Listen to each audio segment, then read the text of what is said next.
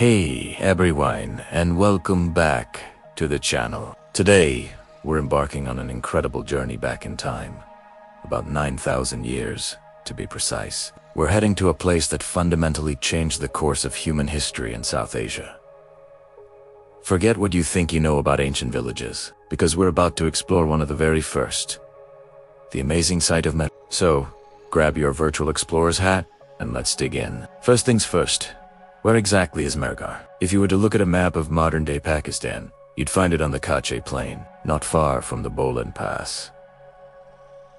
Now, this pass isn't just any mountain route. For thousands of years, it was a superhighway connecting the Indian subcontinent with Iran and the wider world. Its strategic location, right on this ancient trade and migration corridor, in a fertile, well-watered plain, made it the perfect spot for a revolution to take root. And I'm not talking about a political revolution, but something even more profound.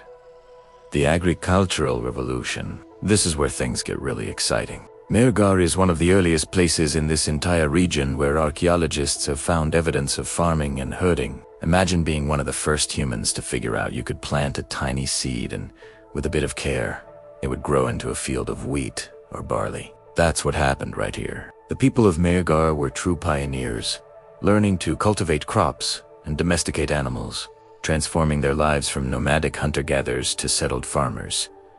So, how do we know all this? It's all thanks to the incredible work of archaeologists. When they excavated the site, they didn't just find a few old pots. They unearthed layers upon layers of history, like pages in a book. In the very deepest, oldest layers, they found bones of wild animals like deer and pigs. This tells us that the earliest inhabitants were still hunting to supplement their diet. But as they dug through progressively younger layers, a fascinating story emerged. They started finding more and more bones of sheep and goats. This shift is huge. It suggests that people weren't just hunting these animals anymore. They were actively raising and managing them. They were becoming shepherds. Then, in even later levels, the most common bones found were from cattle. This shows another major development. Cattle became the primary livestock, likely used for milk, meat, and maybe even for pulling plows. By carefully analyzing these bone deposits, archaeologists can literally read the story of how these ancient people transitioned from a wild diet to a managed one. It's like a 9,000-year-old agricultural report, written in bone. But it wasn't just about food. Life in Mehrgarh was becoming more permanent, more structured, and we see this in their homes. Archaeologists have uncovered the remains of square and rectangular houses. These weren't flimsy, temporary huts. They were built to last, with mud bricks. Interestingly, each house was divided into several compartments, usually 4 or more.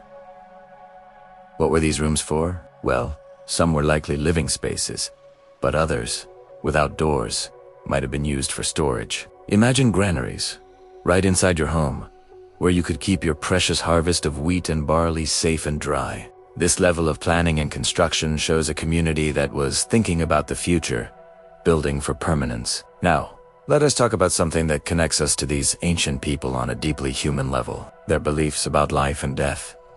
How did the people of Mehrgarh treat their deceased? The burial sites found there give us some incredible clues. It's clear that death was not just an end, but a significant event accompanied by ritual and respect. Relatives and friends would carefully arrange the burial, suggesting a strong belief system and close-knit community bonds. They seem to have believed in some form of an afterlife.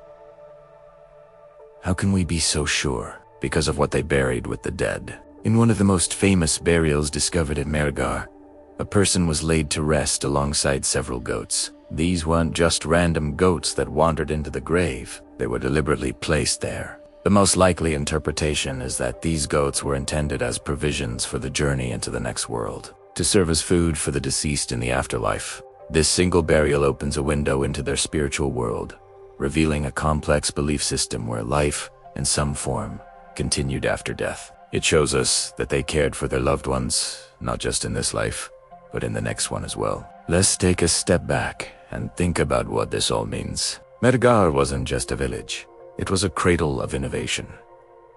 It was a place where people made the monumental leap from chasing their food to growing it. They built sturdy homes, planned for the future, and developed complex spiritual beliefs. The discoveries here provide the very first evidence for this settled agricultural lifestyle in the region. A lifestyle that would eventually pave the way for the great Indus Valley Civilization that emerged thousands of years later. In many ways, the seeds of cities like Harappa and Mohenjo-daro were sown right here, in the fertile plains of Metal. The story of Mehrgarh is a powerful reminder that history isn't just about kings and battles. It's about ordinary people making extraordinary discoveries that changed the world. It's about the first farmers, the first builders, and the first communities who laid the very foundations of the world we live in today. It's a story of human ingenuity, resilience, and our timeless quest to build a better life.